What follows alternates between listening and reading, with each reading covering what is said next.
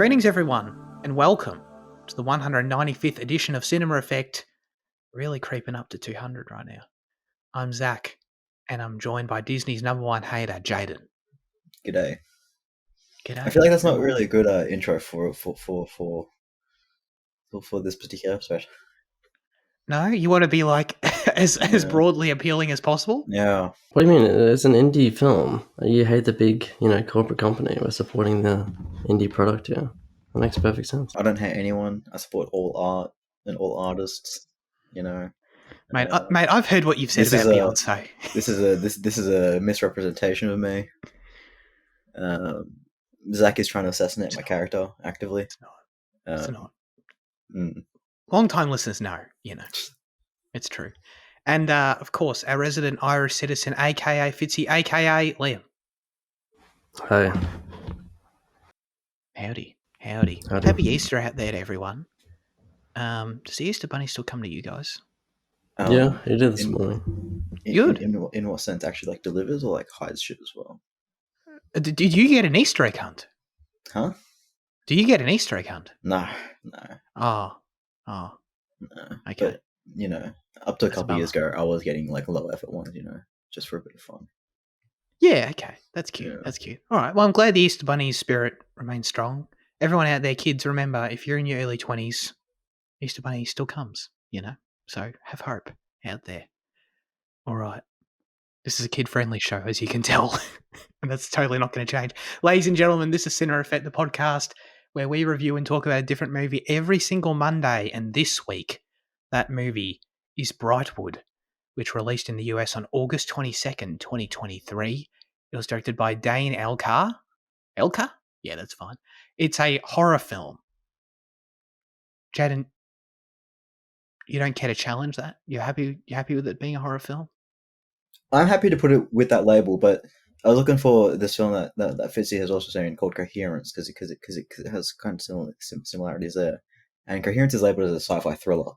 So if you want to drop the horror from it, that's not the end of the world. Yeah. So IMDb had horror, thriller, sci-fi. Yeah, and it's that's too much for me. I just gotta stick with one. I think this is more horror than Coherence is, though. There's more gore and stuff. Yeah. Right. Okay. There sure was gore. But and I'm the happy synopsis with says. thriller. Yes. Sorry. Okay. No, my apologies. The synopsis says a couple find themselves trapped while on a run around a pond. That truly is a nightmare scenario, no doubt about that. All right, cool. I'll kick us off and just quickly say that I enjoyed a lot of things about this movie for sure. I was also confused by it at times. We all know I'm not the sharpest, always. But the progression of the plot could have been communicated better at times, perhaps. But yeah, we'll talk about that. And obviously, this is a low-budget indie film. I have no desire to dunk on it for being what it is. Jaden loves that kind of shit. That's right up his alley. No, I was saying that what you're saying? Budget. Oh, thanks, Jaden. I have no desire to dunk on it for being what it is, but there are aspects of that worth discussing and comparing because, in my opinion, because we haven't reviewed many movies like this on the show, and I do find it interesting with the, of course, incredible exception of American Mary. Yeah. Don't worry, this movie is way better. Don't go finding that one. Yeah, don't go find. Well, yeah, if you want to torture yourself, maybe. But yeah, this movie is way better than that. Don't worry. So I do find it interesting looking at how different films on different scales are made and the results of that, and so on. So that's definitely worth discussing. But it's all part of the context of the conversation. You know what I mean? So yes, Liam, what did you think of Brightwood? Yeah, I mostly agree. I thought it was pretty solid for, it's what the budget seemed like. It seemed like they squeezed every kind of drop out of the stone that they had. So, I thought the acting was pretty solid. The concept was very good, especially at the start. It was kind of the way it kind of had little hints to how it was going to develop and kind of expand, and it kind of did expand in interesting ways, but at the same time, it did get to a point where it was a bit confusing, I guess. But Okay. I enjoyed it overall. I thought the kind of bickering and their arguments was like pretty realistic, pretty solid. And I was invested in that part of it. And I thought the kind of the merge between the sci-fi concept and the concept of just like their relationship being in a rut, being in a cyclical loop was kind of very well done. It matched pretty well. And so I thought it was a solid film overall. Cool. Okay. Jaden, what did you think? I was really, really pleased with this movie. Like, surprisingly pleased. I watched the trailer beforehand, and honestly, it got me really worried because it kind of spelled out too clearly what was going to be going on.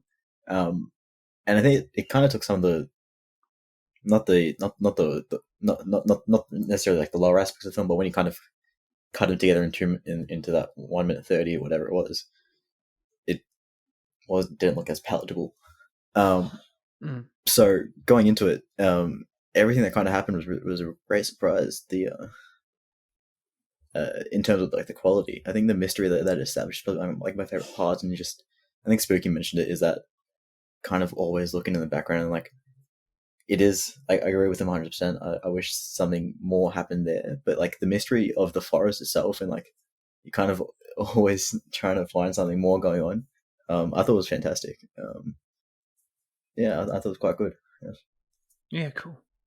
How would you best explain the situation at the pond of what is actually happening? Because I feel like I still don't quite get it, to be honest. It's like time stops, right? Like it's like time is a flat circle scenario, I guess. But then I don't know. I was a bit confused by aspects of like them getting cloned and stuff, to be honest. So can someone explain this to me? It's a time loop. Yeah. Some of this seriously went over my head. So like, okay. You know what the scene so where they people are constantly entering the pond, but no one ever exits. Because it's a loop once you're in there. Okay. And I guess it extends a bit further out to get them in or some shit. Okay, but time stops, right? Because in terms of the environment, yeah, I guess. Yeah. Okay. So everyone that keeps coming in, it's just because new people keep coming in. Of the same couple, yeah. Right. Aspects of it confused me because, like, you know, the scene when they like they knock out and then kill like one of the Dans, and then like, but Dan seemed to like duplicate in the moment. Do you know the scene I'm talking about? They hit him in the head with a stick. Yeah. And then like another Dan just appears. I don't remember another Dan appearing there. Are you talking about the other Dan being the one that hits him in the head? Yeah. So he was. So was he hiding? Yeah, he was hiding because he was with the he was with the I forgot the name, which is terrible. What's the character? Oh, Jen. He was with the Jen that the first Dan finds, right? Because we're with that first Dan for a while, because we see we see his Jen get killed and he runs off, and that's when he discovers like the actual loop aspect when he comes back and she's fine, Yes. But those ones have already been in the loop and they know the rules, so that's why she's like, hide and I'll get we can get this guy for some reason. Right. Okay. Right. So that that makes sense. So that Jen was in on it. I was just confused with the way it played out because to me in that moment I was kind of like I didn't understand who understood what. So like it kind of seemed like because I was still very much in the first Dan's perspective of like having just seen his wife be killed, and then that emotional reaction to it. And then when he gets sort of knocked out of nowhere, I sort of thought like he I don't know, like he cloned himself or something. I didn't really. So okay, that makes a lot more sense to me. Right. Well, she was that second Jan, she was pretending she didn't know, but he figured out that she did know because she had the sunburn. So that was an indicator that she'd been in the loop Been there for a longer. while. Yeah. Right. Yeah, that makes tons of sense. Okay. But I think early on when they established the whole earbuds thing of like there being lots of earbuds around, in my head for some reason I grabbed onto the idea too much that like things are cloning, but nothing's cloning. It's just more things that's turning up. Mhm. Yeah. Okay. Got it. That's really helpful. Something that Liam said at the start, I totally agree with, and I wanted to ask specifically you, Jaden, how you feel about this. Like, and I think I know your answer, but characters more or less annoying than Blair Witch. Oh, way less. I think they're actually funny in this movie, Yeah, and like yeah. the dialogue, like despite it being a movie about time loops, they never talk in circles. Unlike the fucking Blair Witch. You should switch. They should switch premises. Yeah. Yeah. I actually found a lot of the dialogue charming, and I found their characters quite decent. I think I like how much of a sleazebag he is, but like Mm. maybe loser, maybe not sleazebag, but I like that he's a loser, and I like that they talk through it, and I quite like her dynamic of being the breadwinner, and then just kind of like the more kind of direct one, and I love the situations that makes, and the dialogue to support it. I thought that was quite great, good charming, I totally agree. I want to ask that because like certain aspects of like I don't know, for me as a horror novice, like certain aspects of just like what's happening reminded me of Blair Witch in terms of the characters lost in the Also woods, fresh, yeah. not knowing what's going on, arguing with each other about it, kind of thing. You know what I mean? So like Mm. on that level, I thought the similarity was present. So then I wanted to ask about that, but yeah, I totally agree. Like for me, the dynamic between them is genuinely pretty entertaining. Some of the lines and little clips they have are very funny. Um, dude, Max who plays Dan just cracked me up a ton of times in this movie. Like, hey man, I'm just gonna throw this little pebble. You know, Mm. tons of stuff like that to call out. That was really good. Yeah, but Fitz, it sounds like you agree that they were a strength of the movie, and I don't know, was it the performances, the dialogue, all of it? What was it? Yeah, all of it was pretty good. I don't know, especially in the first half, the arguments are just kind of they're just they feel pretty fun and interesting, I guess. As Jane said, I like the dynamic between the goofy guy and the more serious girlfriend. I think it's like a good comedic kind of dynamic. So Yeah, yeah, it was good. I will say that I feel like, I mean, I haven't lived with them for years. You know what I mean? So like, just based on this little window into their lives, I feel like Jen was a bit harsh. You know what I mean? At times. Some of her comments, no, Jana, no, dude. Some of it, when she said, "I think about stabbing you in the neck all the time," um, your toenails are fucking disgusting, and I think you're gonna die alone. It's like, first of all, that's I love how the toenails line is thrown in there. It's pretty funny, but also it's just like, whoa, dude, whoa. Well, I don't know if anyone deserves that, she did end up stabbing him in the neck. which was great Yeah. for I think sure. that speaks to the whole themes of the movies about marriage and sacrifices and belief that you have to give to keep going out, to keep going. Interesting. Okay, Mm. okay, that's a good analysis there. That links to the ending quite well. Mm. You need to kill part of yourself to Literally. to keep going in the relationship. Yeah. Mm. That's good, Jaden. That's good. Yeah, Good stuff. I'm on it, man. Yeah. You're actually totally right about that too, by the way. I mean, I must say, I don't want to get ahead of ourselves, but like, I thought we had already exceeded our cannibalism threshold for the year. You know what I mean? What On this else have we show, watched? Cannibals. Society. your I favorite guess. movie, Ah, Society of the Snow. yeah, no, yeah, You know, right, yeah. but yeah, cannibals turn up again. So yeah. In terms, so talking about the performances a bit more, I thought that like when it turned emotional, when Dan's character turned emotional at times, like when we talked about earlier, that scene where like his face with like after his wife died and dealing with that and then sees her again. Like when he gets emotional and has to take on the dramatic heft of the movie, that works really well too. But for me, like he was a standout comedic actor in this, even more so. Like when he does switch, it's very good as well. But just the lines and the comedic execution of things, like I don't know, I feel like I could see him in like a Hangover-esque movie and he'd fit in perfectly. You know what I mean? That was sort of my main takeaway from his performance because I thought it was very funny.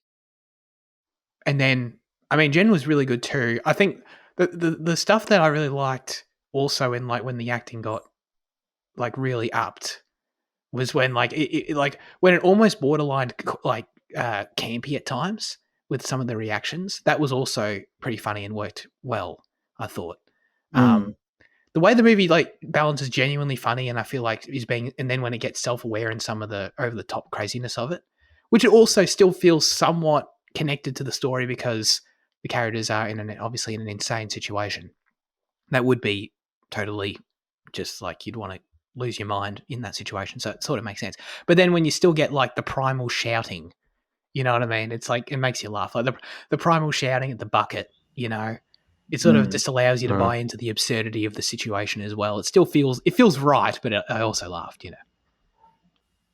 Jan, you already brought up when bloody Dan got actually stabbed in the neck. That was when I like to use the word gnarly, Which Dan, the first Dan when she's finishing him off. First Dan when he gets shanked in the neck, She got to fulfill that fantasy. Yeah. I was actually like as the movie was going, I was saying like I was thinking to myself, I'd like for more of the gore to be on screen because I think when you have no budget horror or low budget, either, I think there's really inventive ways and really exciting ways to get around that with your gore, and like they never really fully embraced it, but towards the end when they went to the cannibalism route, you kind of got enough of your raw flesh and shit to satisfy me. I'm like, oh yeah, that's good enough. Yeah, and it looked when good as well.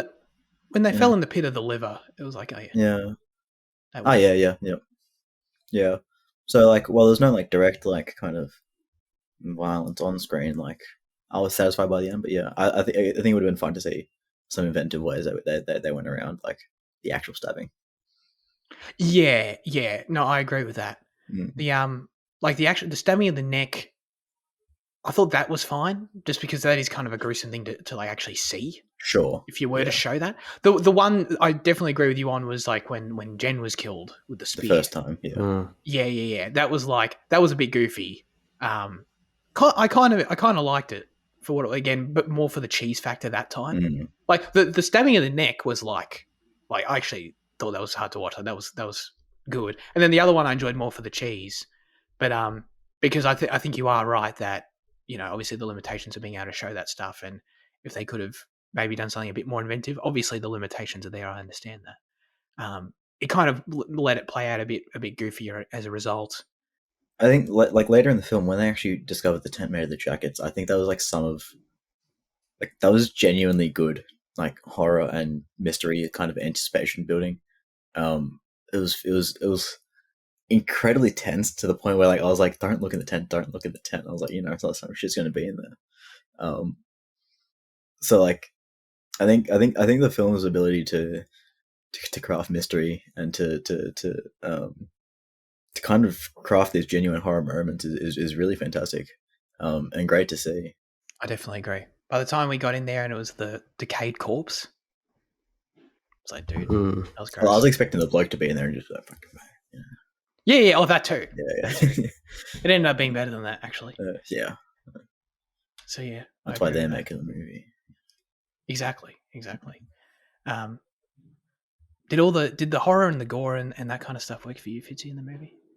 Yeah, I mean, as you said, like there were some moments, especially the first killing, where it was just kind of the moments where the budget showed itself, I guess, but it was still pretty effective for what it was, and as Jane said, you got your kind of share of gore later on, which I didn't enjoy it, but it was, it was effective, I guess. in its grossness. But yeah, it was mostly pretty great. Do you see it showing the budget as an issue?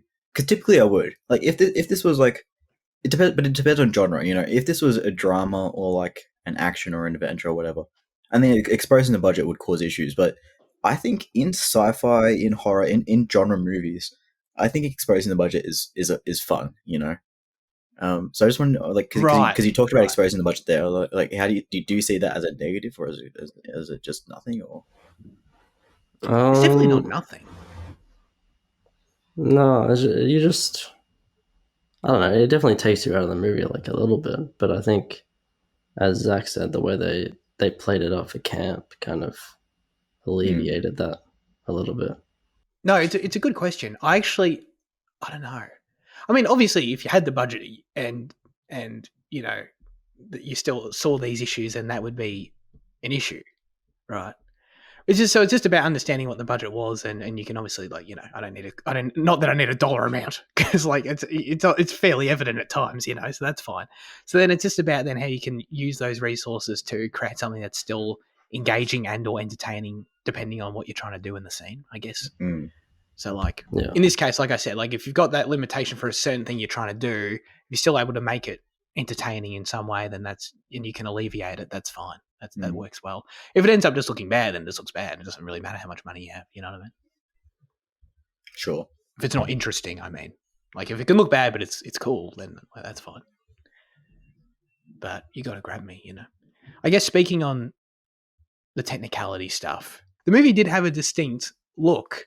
Yeah. For me, that I was trying to identify. I don't know if it was because I think the things that stood out to me were mainly that the all natural lighting combined with the handheld aspect of it, because I don't think there were very few like there were quite a few like shots of the environment when they're trying to create tension with like dolly shots and things like that of like the trees that are quite still, but every shot with the characters is very handheld.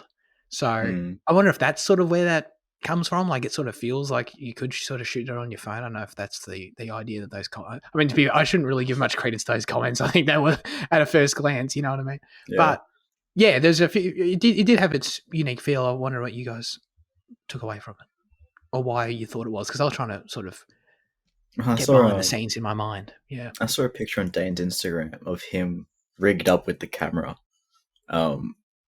And his comment was, I had to do a lot of running with that rig, and I guess I was like, oh yeah, because he was, he directed, wrote it, but also shot it. Like he was the cinematographer, so like he was the one that was wearing that rig, jogging with them the entire time and shit like that. So like, he put in his work. Oh yeah. How much that thing weighs. Did it look heavy? It looked lighter than most rigs, to be honest, but still, yeah. I mean, that like I said, that is like most of the film done that way.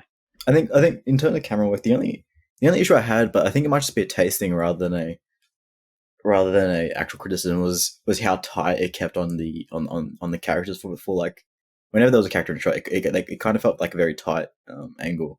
But I think that was kind of intentional to kind of keep you close to their drama. But I'm just not like in just terms of how I feel about it. I don't love that. In terms of like how it often feels like you're really, it's relying on close-ups a lot and just cutting back and forth between the two leads. Yeah, I understand that. I did notice that too. I must say, like, to be clear, if I made a movie that looks like this, I'd be thrilled. Big time. I'm not trying to like. Yeah. I'm not think back to our efforts in year 12, and oh yeah. No, not year 12 for you. Sorry, whatever it was for you. Well, when well, you've done it for a few years. You know what it's like. Yeah, this movie looks great compared to what we've attempted. Yeah.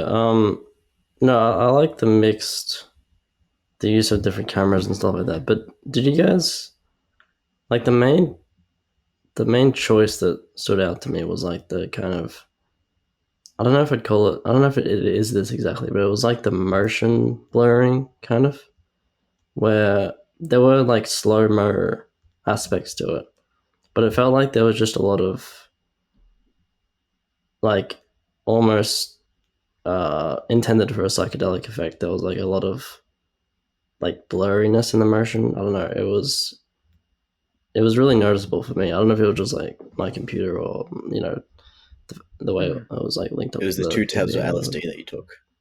Oh shit! Yeah, the mushrooms too, man. They add up, don't they? Oh, Yeah. are you Um, talking about when they're just like chatting and stuff, or like because there were definitely moments when like they were sort of they were like. Well, actually, shit. Now my whole interpretation of like what was happening in the movie is different. I thought there were like there were moments when there were like cracks in the time, or like, do you know what I'm talking about? There were moments when they were like running Yeah. around, and then there was like I thought I would describe it the way you described it, where there was like this sort of like almost like, I don't know, It was like low shape shimmering frame rate aspect. almost. Yeah. Yeah, exactly. And I thought that was meant to be like alluding to the fact that there's like cracks in time happening, kind of thing. But I think it happened a lot. That doesn't make any Like sense. even when there was just like kind of a static shot of the environment of the trees or whatever, you could see that the branches, they weren't moving exactly how they would if they were just captured normally. It was like Oh, there interesting. was definitely some kind of effect going on there. I think it added a lot to the film. Yeah, I did notice it in some of the environmental shots. I did.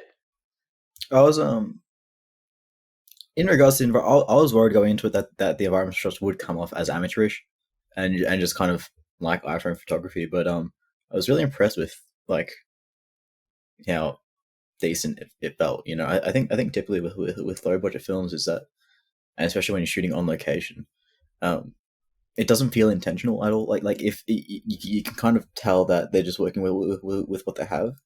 But I think he did a great job in kind of making the forest feel filmic, and not just out on your Sunday walk and you snap a pic, overexposed and kind of all the wrong things.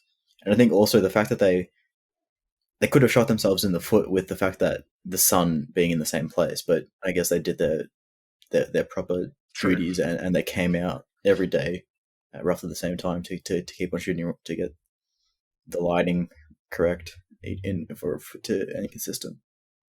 Yeah. So I think that was quite admirable because like there's many films that don't do that. Where you can just tell. Yeah.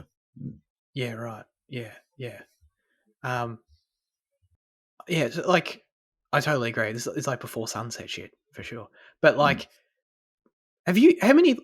Like, how similar was this overall in like to a lot of movies you've seen, Jaden? Because for me, this is kind of No, not similar. I just think that there's like I think coherence is one of the big ones. I honestly think where to in feel, once again coherence is completely different in setup, in story, and all that. But it has a similar sort of feel. And there's also this other film called The Endless by Aaron Moorhead and Justin Benson, I think. And that also has a similar feel again. That is more developed in terms of budget and technology and all that shit.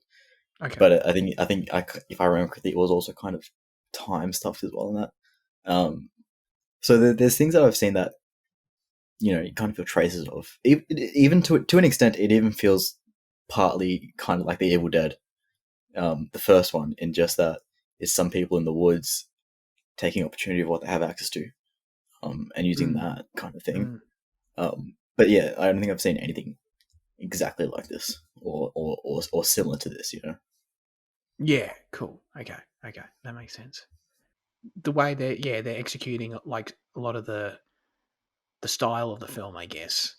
Like I did think I like this in all movies, to be honest. I like the shots that they do of like you have like when the actors are in multiple places in the shot, you know what I mean, and they have to like, what's that process called, Jaden? You would know it better than me. Which one? When you like have two of the same actors in the shot, and you're like, you can split screen it, or you split screen, yeah, or something like that. I would say they body double it, but considering that there's only like 2 people casted, I guess they're not body doubling. True. There were a couple times when like one of the characters like when they're hooded and they hit the other one, and it's like, actually it was specifically when hooded like Cannibal Jen knocked out other Jen. I sort of thought that would have to be a body double, unless Max just did it. Yeah.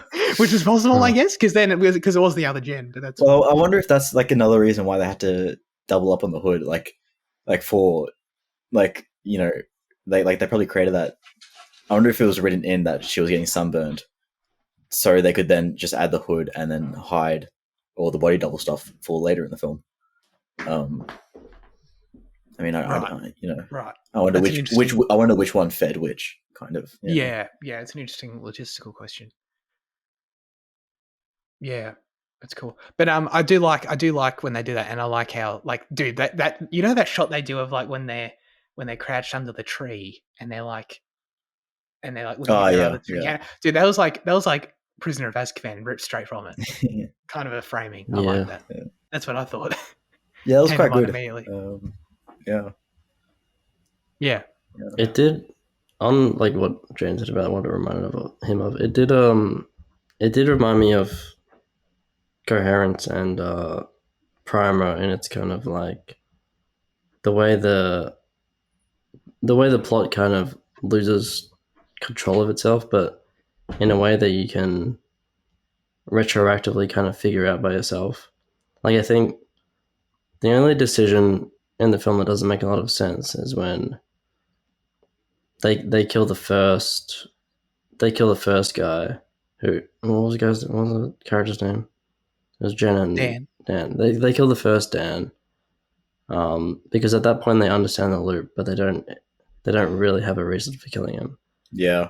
But like, other than that, I think the way you're left to your own devices a little bit to figure out how the loops are, I guess, interacting with themselves is kind of cool, and reminded me of those other low budget kind of playing with time kind of films. Yeah, for sure. That's what I thought it was strange that they just like decided to kill each other immediately. You know, I was like, Jen couldn't wait, dude. Yeah. Actually, I mean, yeah, I guess that aspect feeds into it, maybe. Probably.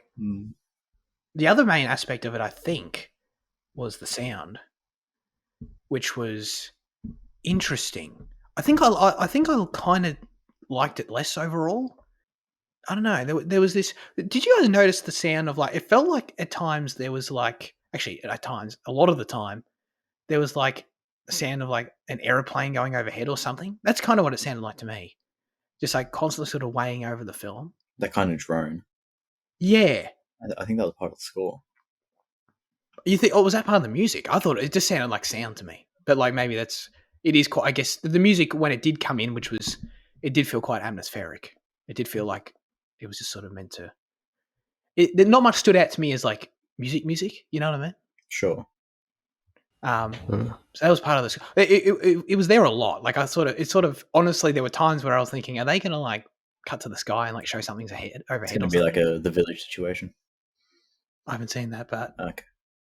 Sorry. But yeah, honestly, I thought that, like, because it was so present, I thought, is this going to be like a plot point or something? No, I'm pretty sure it's just like a droning in the music, like the score. Yeah. Right. Okay. All right. Yeah. It set the tone, but I guess by the sounds of my reaction, it kind of confused me a little bit. I don't know about droning, but the main sound I heard was just the kind of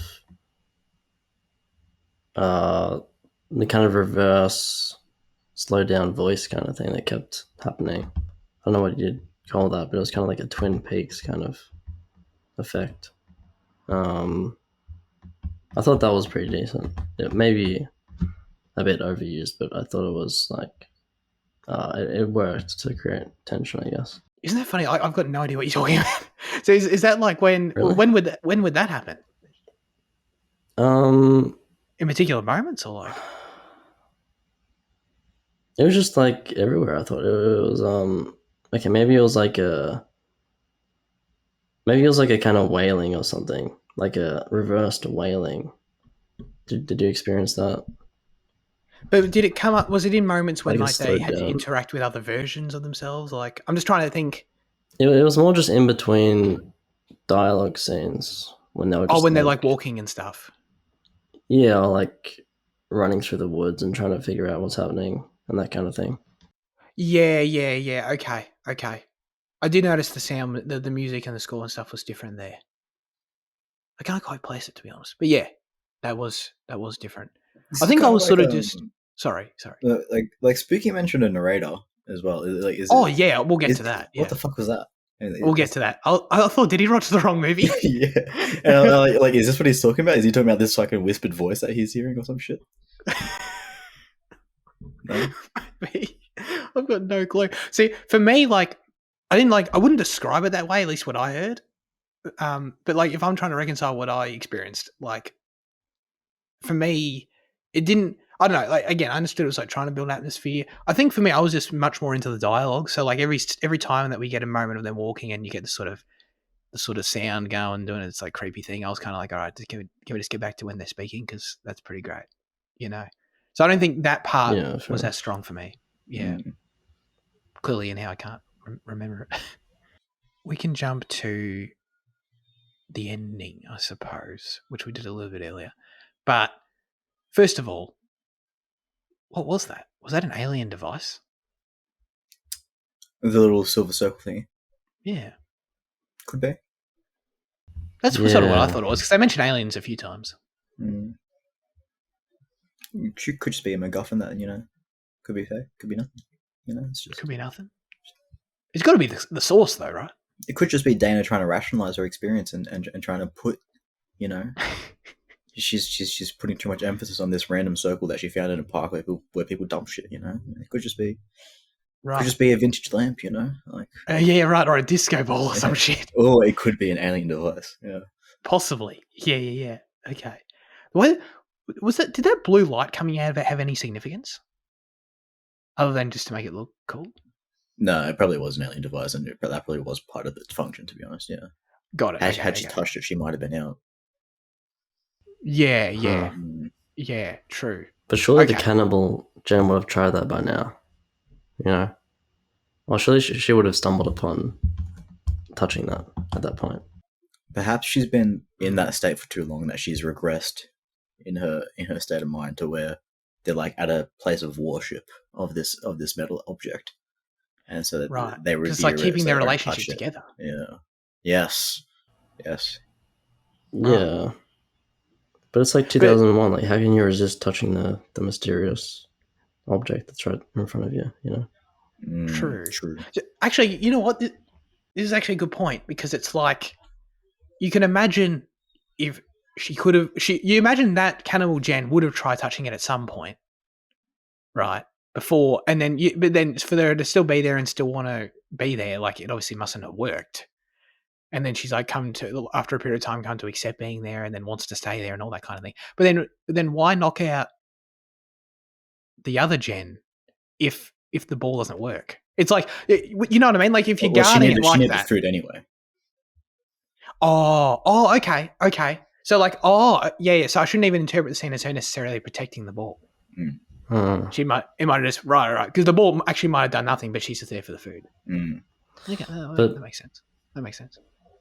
Like, on what Jaden, yeah, but like on what Jaden said earlier about this being a kind of positive progression and them killing their past selves, it could just be the opposite of that, where they become codependent at the end, and them staying with each other has kind of led to their degeneration, I guess. Like, they've gone through so much time together and like through all these loops that regressed. Amount of time together. Yeah.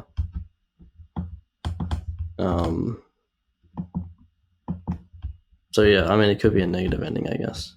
That's what I'm trying to say. True. You know what? This ending's better than I thought, to be honest. I liked it. I was like, oh yeah, that's cool. The cannibals. But I was like, no, this actually thematically is pretty good. I like it. This movie's got a really cool poster too, by the way. I just want to shout that out for a second. Again, if anything I involved in had a poster that cool, I'd be thrilled, because it's very good. Luke wrote in a review for Brightwood, and he said, a simple premise that I thought was made unique by the use of narrator. We'll get to that The setting of the woods also always meant that I was looking into the background. I wish they had played with that notion a little bit more. Some close-ups felt a bit out of place, but maybe that was purposeful to make it seem unsettling. I'm not really a horror film buff, but I thought this was a decent film. Thank you, Luke. I've got no idea what you're talking about with the narrator. I think he means like the perspective, maybe, like the way they shift perspectives a few times. Like we're with the first Dan, and then we're kind of at that. We kind of shift to that second perspective in a unique way. By the end, we're with like, I don't know what number Jen it is, but we're with her for a little bit. I think that's just second. I mean, yeah, it could be an Maybe older one. Yeah. Single digits, Jen. Yeah.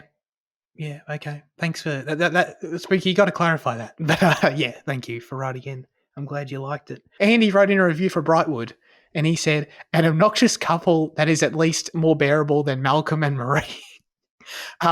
Too tired to give productive thoughts, but it's truly great timing for the producers of Brightwood to email you guys about reviewing this film, because I've also just gotten into jogging recently. I knew Andy was going to bring this up. That definitely made the viewing experience quite ironic, and it filled up haunting signs of what Zach or I might fall into when we go on runs like these.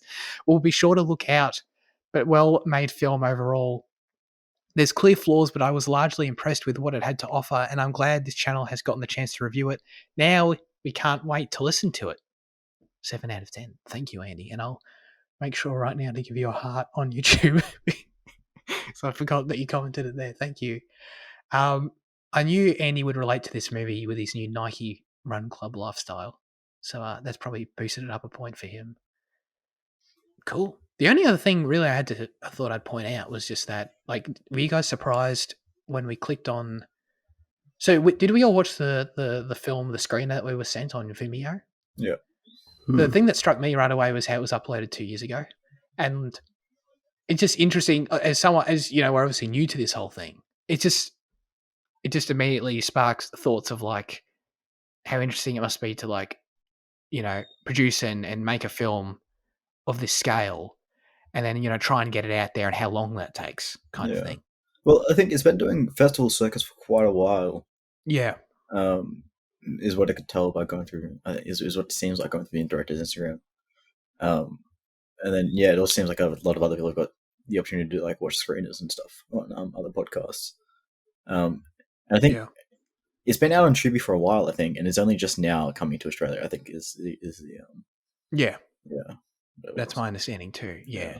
It's just, I was just, you know, because we hear about, I don't know, usually like we hear about, you know, some of the bigger festivals and like films that hit there, I don't know, like Sundance and Cannes and shit like that, you know, that's like big leagues compared to this, you know what I mean? And it's just cool getting that perspective, and it must be a lot of hard work trying to promote this movie and get people to see it and check it out. And, you know, it's obviously a labor of love. So I thought that was cool to see. Yeah.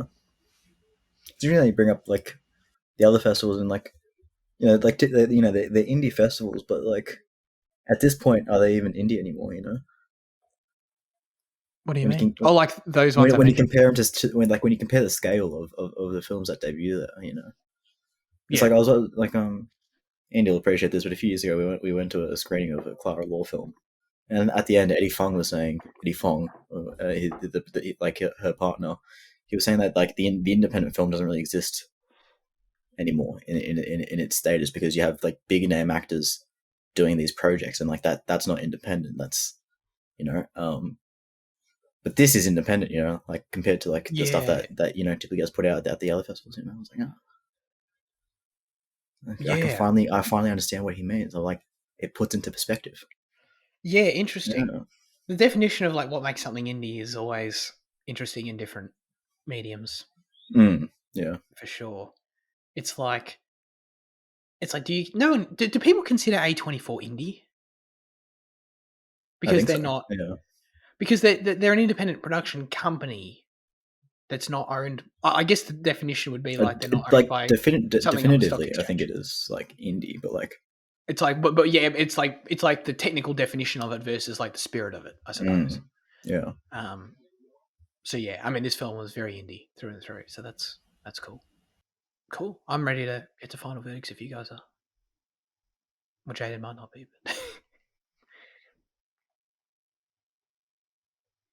I feel self-conscious when I take drinks, so I turn off the camera, when I want to go for a sip, do you? Yeah. Wow.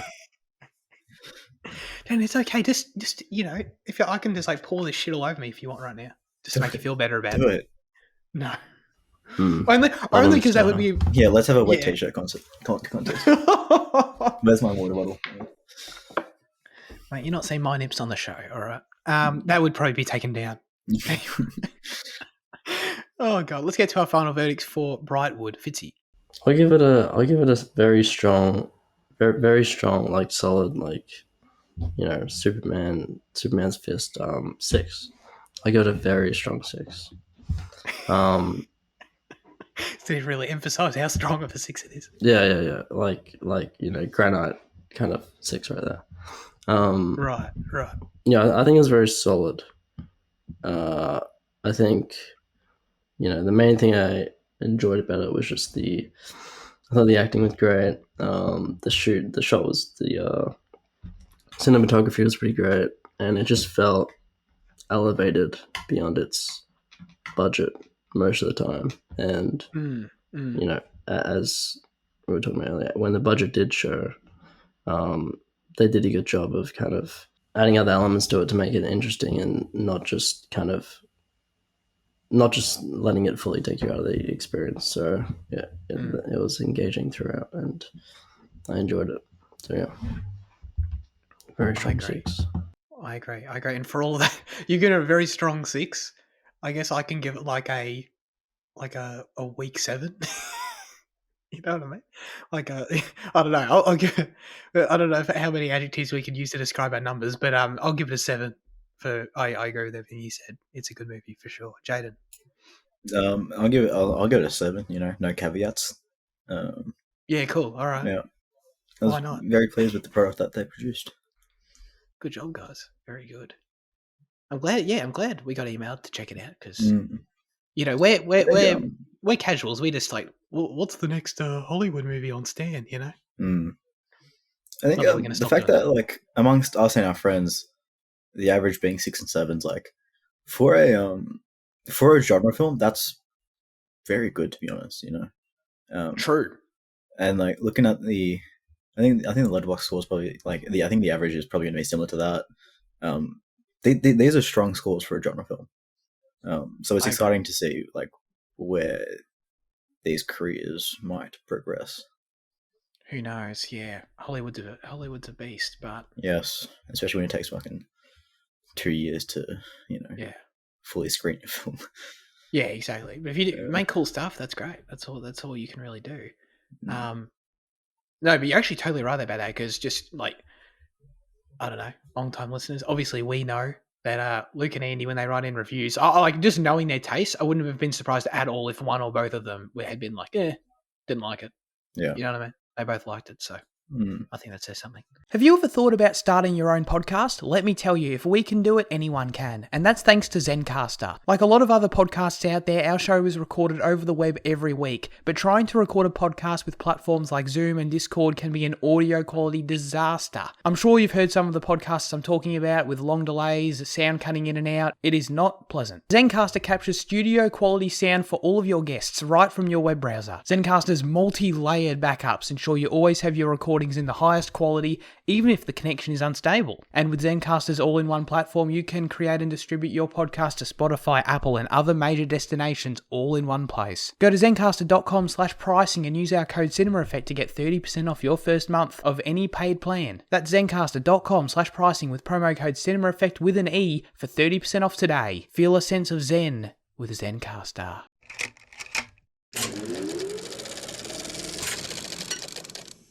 Do we want to get into news chat? You guys didn't see any trailers, but I watched the Sympathizer trailer that Andy put in the Discord, and there's this new HBO show coming out in about a month, I think, with Robert Downey Jr. and a full Vietnamese cast portraying, by the look of it, portraying like some sort of double agent scenario in the Vietnam War.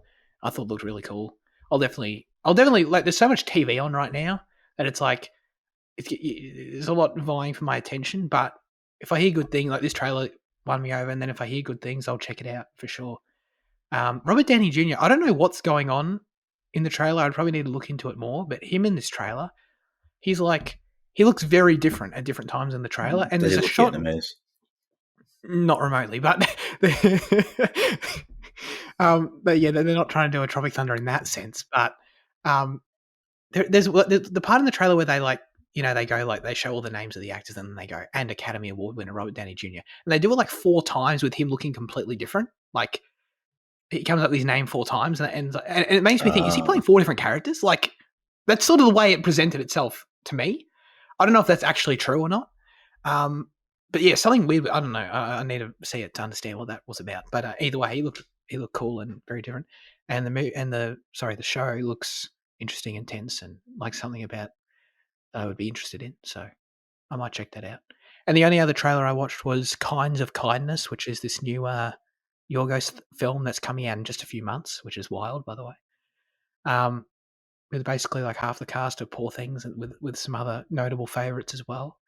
And this looked great. Like this looked way more into this than Poor Things. Hopefully, who knows? Because I'm sure I've got it. It looks very Yorgos in terms of like you can tell already the vibe of the trailer is weird, and like that's cool. I'm down for the weird, but it just I don't know. It's a modern times film, which helps for me, and I'm into that. It You seems liked to the be favorite, about. didn't you? Not really. Oh, okay. I'll need to rewatch it, but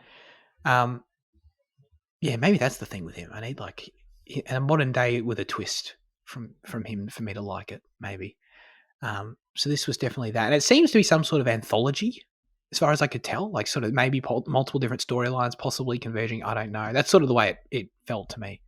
So yeah, I'm definitely interested to check it out. Now it's time for our highlights of the week. Fitzy, what have you been watching? I don't know. I mean, I finished Friday Night Lights, so Finished it. yeah. I've What? been.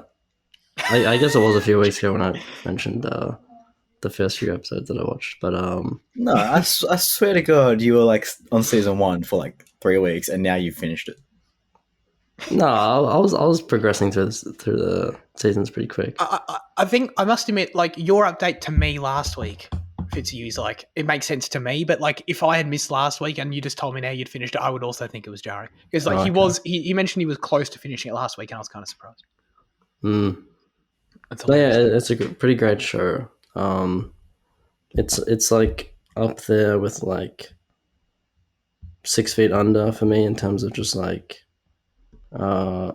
realistic, like grounded drama shows.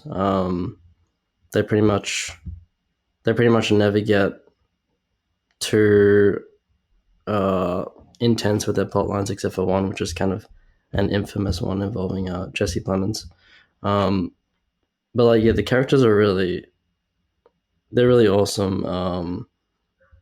Sometimes like Kyle Chandler, my only criticism of the show is like Kyle Chandler's character and Connie Britton's Eric and Tammy, they're like a little bit too perfect at times because they're the kind of like mother and father figures for everyone in this town. They kind of like everyone's like inspiration or whatever. They're like 99th percentile like morality and determination and that kind of thing. So apart from that, it's just a really awesome show about a little town in Texas, and yeah, it's hard to sell because it's like it's kind of basic in its premise, but it's got a very unique feel, and it's I don't know. I'd recommend it. I recommend people checking it out, I guess, seeing if you like it. The sports scene, the football scenes are great too.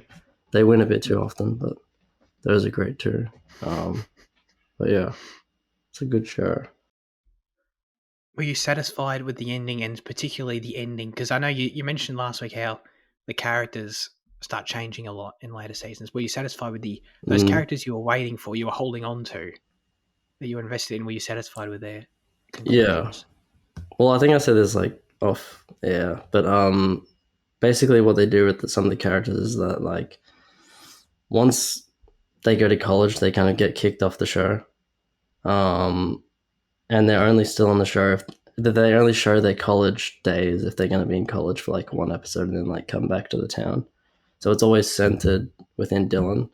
And as a result of that, I think at the end of season 2 or so, you lose like 3 or 4 main characters. And some of them kind of stay and then drop off along the way. And so like a decent portion of like the main cast that you initially follow, they kind of go, but you're still left with like 2 or 3 main characters who are consistent throughout. And those are the guys I was kind of sticking on to because I was kind of less interested in the characters from the later seasons. Like they kind of switched the show up a bit to where they have to introduce this whole new cast. But it's still like the show's still quality at that point, and they do finish it really well with those recurring characters. So yes, I was satisfied. So. Excellent. I'm very glad. What is it? Is it like out of 10? What would you give it? I gave a 9 on IMDb. Oh, nice. Cool. Huge. Mm. Huge score. Nice. Very good. Speaking of 9s, I had a week of 9s. I had we watched The Godfather for the 3rd time. That's a 9, no doubt about it. I definitely, it was cool rewatching it so soon after part 2 because part 2 is definitely better, and I can stand by it now. It really is. So that's good to know. It's also just a banger film though, and Oppenheimer, banger film.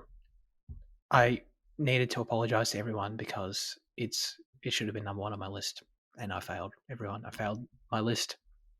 I failed the ZDF awards. You know what I mean? So It's not even in the top 10 at the moment, is it? no, Wow, it's not. that's shameful. No. Yeah, I really needed the rewatch. I needed it. I needed to watch it again. I needed to watch it with subtitles. And I needed to watch it. I mean, don't get me wrong, I love the IMAX experience, but I needed to watch it in 2 sittings and not feel like I was like living inside the film as I was watching it. You know what I mean? Yeah, I just really loved it way more this time. I was able to just digest it a lot better. So yeah, it's really good. I'm glad. I'm very glad because I don't know. For a while, I felt like I thought it was a great movie when I first saw it, and then it sort of got away from me a little bit, where like everyone kept raving about it, and then it won Best Picture, and then it kept going and going, and I'm just like, I feel like I sort of lost it, like what made it special. I was like, I don't know, this is kind of annoying now. And then I rewatched it, and I'm like, oh, I got it. It's good. It's back in my mind. So yes, Jaden. It's on Netflix too, by the way. That's how I watched it. Jaden, what have you been watching? I watched Ghostbusters Afterlife, and you know, I was flabbergasted by this, by the way. Dude, I was like, let me just put on Netflix. Let me actually watch a movie because I haven't watched a movie in a long time. Like not for the show. I was like, let me just watch something. The first thing on Netflix that fucking appeals to me, in the slightest, I'm just gonna press play on, and it happened. Like I open that up, scroll down one, Ghostbusters, like done. This movie just fucking blew me away, man. I can't believe how pleased I was watching this movie. You know, I like the original Ghostbusters a lot, but this wasn't a nostalgia bait thing for me. A lot of people in the comments are saying, "Oh, it's just a typical nostalgia bait remake." You know, it fucking isn't. I mean, outside of like what you can in regards like, oh look, she's using the gun. You know, she's using they have the Ecto-1. You know, like it doesn't rely on that heavily at all, in my opinion. But it does craft like a very funny script, but not jokes the way that the OG ones were kind of written. It's just, you know, a bit more subtle in its dialogue. I think the characters are fantastic. I think McKenna Grace does a fantastic job, like leading a film that's so young. Same with Finn Wolfhard is probably like the most impressive Stranger Things kid. And everything. Oh, you know, yeah. every time he comes up, he's also got a great personality. Like I like if you like, but he's just a fun guy. Paul Rudd is obviously always a bit of a pleasure. You know, Carrie Coon, who I haven't really heard of, but apparently she's been around. You know, she was pretty good too. Yeah, I like her. Yeah. Yeah, the setting was great. You know, bringing back the like the main ghost is probably like the main thing where people are like, oh, it's too much like the original, because it is the ones from the original. But like, I think it was recontextualized well, and like I just can't believe how much I sat there enjoying this film. I was like, maybe it's exactly what I needed to get back in. Maybe it was like the perfect thing. But like, it made me so excited to watch Frozen Empire, and like, you know, I'm like, I'm down. I'm fucking down for it. Yeah. That's wild.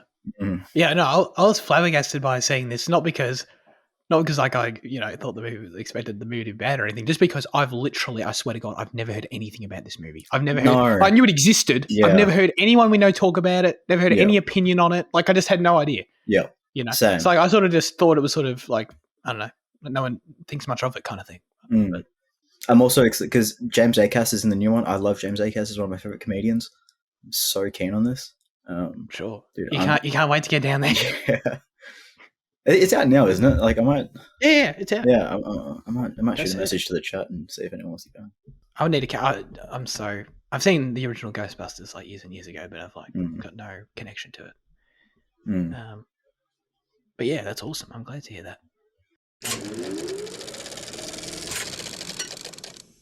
Now comes the segment where we hand the show over to you with our question of the show. Last week we asked you, what is a horror movie character or monster you're confident you could survive? Where am I going here? Charlie, for the first time ever. Probably not. He probably wrote in like 4 years ago. But yeah, may as well be the first time ever. Says Alien Queen. Is this the one from Alien 4? Yeah. I know. He means the actual alien queen, like the one that births the aliens and shit, and the one where she's like, "You get off my ship, you bitch," or whatever, and she pushes her off with the machine, with the forklift. Oh, in Aliens. Aliens, yes. My bad. Sorry. Yeah. Because there's like an alien. Oh yeah, okay. I feel like there's something similar in Alien 4, I think. But anyway, yes, Aliens. Okay. I can't really remember what that's like, to be honest. Like, could we survive that? Is that a good answer? No, absolutely not. Okay, you think you can take it against any fucking xenomorph, phenomorph, exomorph thing that they fucking introduce? You're nuts, man. Yeah, honestly, Charlie's got a bit to his head. You know what I mean? Andy said, "The shark from Jaws. Just stay away from the water. I laugh every time the mother realizes she's the only person whose loved one didn't return, and then the yellow board shorts sort of reveals itself that her son has been eaten by the shark. Always has been a vivid image in my mind to this day. Maybe that'll teach him to not swim so deep next time." Now that I decided to comment on Instagram, I feel like more people are going to think I'm too cruel, but wait till they go on the Discord server. It's great advertisement for the Discord server, for sure. Dr. Luke said, any haunted doll. Like I could just kick it away. That's a good answer. I can't argue with that, for sure. I also go the shark. Hold on, sorry. Haunted, perhaps not. Like, you know, if he's thinking Annabelle doll, he won't be, like, the Annabelle doll will kill him in a second, because that's actually, like, possessed by a demon. But if he's thinking along the lines of, you know, your Chuckies and shit like that, yeah, 100%, yeah. Oh, as in, yeah, right. Like, because Chucky, I haven't seen these movies. Chucky's like just a little murderous doll, like sentient murderous doll. Yeah, right, and that's it. There's nothing. It doesn't have any powers. Is an actual demon possessing the object, and Spooky would 100% die in that situation. Understood. Yeah. Okay. Cool. I'm down to kick the shit out of Chucky. Yeah, that's good. Fitzy, were there any extra responses on Instagram? I don't remember. Yeah, Alex said he could take all the characters through in the picture that I put up. That was a lot of characters, by the way. Yeah, I could name like half of these maybe, but he could take all of these people. Follow on Instagram. That's a lot of focus, people. But yeah. Why did you put that up on the phone? That was a great move putting that up, by the way. I love seeing that. I feel like first one that came to, so I don't have as much sample size, but one that stuck out to me is that I could definitely take myself in Us. Well, hold on, wait. Were the Us people, were they exactly like you, or were they at all different? I think they're exactly like you, aren't they? Nah, yeah. Other than just being like murderous. But like, I think physically and like ability wise, they're the same. Yeah, I think they have that drive that you don't, though. You know, it's like because they have Oh, that you drive think- to replace you. You know. You think they're more motivated than me? Mm. I don't know. I feel like because they're not really intelligent in us, as far as I recall. I feel like I could outsmart myself pretty easy. But what's stronger, the will to kill or the will to survive? You know, Whoa. that's the real question. Well, my will to survive is definitely stronger than my personal will to kill. Maybe that's reversed for you, Liam. I don't know, but just No, but it's not your will to kill; it's your double's will to kill, and they want to kill you so they can become you. You know, what I mean, like it's right. strong. Right. I mean, I can't. Okay. So yeah. I can't. Okay. I'm not going to make an argument that I don't know how strong my double's will to kill is. It might be very strong. So, actually, you know what? I am quite accepting of death. So maybe that's a bad answer. Yeah. I also haven't seen these movies. Have you guys seen Friday the 13th movies? Yeah, No. I don't know anything about them, but like, I you will cannot just say survive that. Freddy Krueger. Oh wait, no. Am I getting no, the Friday movies? the 13th. No, Sorry, yeah. no, Friday the 13th is Jason. My bad. My bad. Jason. Yeah. Thank God. Okay. Dude, I maybe there's something I'm missing. I could survive him, right? You cannot survive Jason. No, Really? no, But doesn't he walk really slow? no. Yeah, he walks slow, but he's always there. You know, and plus he's like half a zombie, and like you know he's like incredibly strong. Yeah. You can't just walk out. You can't just climb out the window and run. No, I don't really get bro. it. Jason's gone to space. You think there's anything higher than space? He's gone Jason's to gone to fucking space? space in Jason Has he? X. Yeah, Jesus. I mean- actually Jason's pretty taken Manhattan. You know, he's versed Freddy Krueger. You think you can take Jason? He's fucking no. Well, cool. I think I could survive it. just on Freddy Krueger versus Jason, I'd take Jason. I'd rather be facing Jason than Freddy Krueger because Oh well, yeah, obviously. I mean, Freddy- Freddy's an instant loss condition. You know, Freddy just gets you. Like you can't avoid sleep, you know. So it's like you can avoid the ocean and avoid, you know, sharks and stuff like that, but you can't avoid Freddy. unless you can lucid dream, you're not beating Freddy. You know. Hmm. You see, I will give you this, Zach. If you were to say that you were to beat the killer from Friday the 13th, the original, I would take that because in the original it's Mrs. Voorhees, not Jason, and you could take a 60-year-old woman. Hang on. Is Jason not the villain to the second one? Yep. Really? Mm.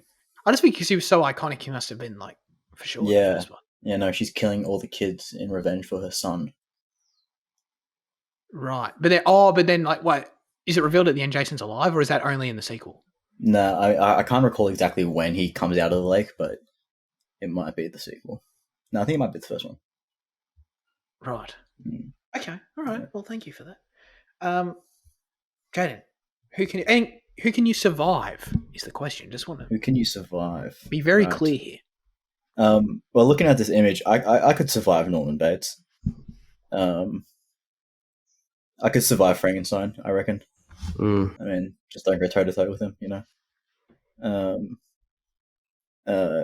Let's see who else is here. I like to think I could take on Ghostface because it's just a bloke, you know. Oh, Yeah. Well, Ghostface, What would he do? you just stay away from your friends, like you whole group of friends, and there's nothing you can do because it's one You of your just friends. don't be related to certain people from Woodsboro, and you're fine. Relocate. I think I'd survive the killer from Brightwood because I'd just make friends with him. Because it's me. Yeah.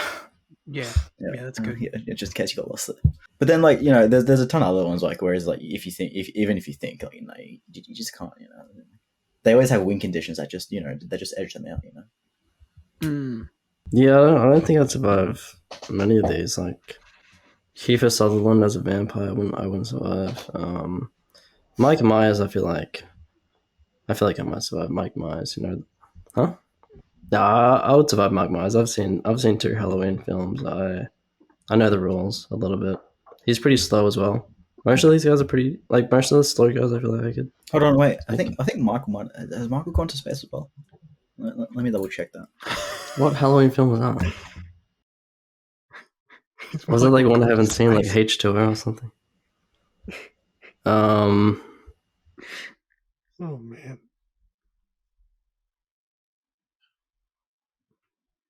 Oh no, Carpenter like pitched it, but then they didn't do it.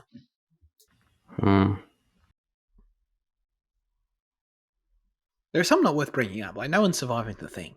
No way. Yeah, I don't know. Yeah, there's not much else. Like Leprechaun, I wouldn't survive. Blair Witch, you just don't go to the house. Yeah, you could take the Blair Witch even if you did see her. I reckon you could take her. Not Yeah, me, you you personally. Yeah. Okay. Well, I haven't seen the Blair Witch. I haven't seen the actual the figure. Of the Blair Witch. So I don't know what she's like, and I don't necessarily agree that like the Blair Witch in the sequel, the remake, is the same as the Blair Witch in the original, because I don't want to impose that image on the original because it's different creators, But yeah, I don't know. I feel like I could. Well, the alien queen, isn't she a bit slower than like a normal xenomorph? I feel like I could maybe survive that because I feel like she kind of moves like a. Yeah, she moves like a truck. Yeah. But I don't think I could survive anything that's like psychological, Like it's Pennywise I couldn't survive, and No. I'm too weak for that. Like Hellraiser, I'm just. Actually, I mean, Pennywise just bully the clown. I mean, like. Yeah, but you need like a whole group. Yeah, you got at least 8 friends that you can call on. Yeah, but they need to be like trauma infused, don't they? Yeah, it's good enough. Yeah. I'll bring Andy along and maybe you'll figure it out. But yeah, I don't know. Yeah, what is your Avengers team that you would bring along to fight Pennywise? Okay. As always, we'd love you to submit your responses, thoughts, and/or reviews for next week's film in the YouTube comment section, the Instagram comment section, or join the Discord server.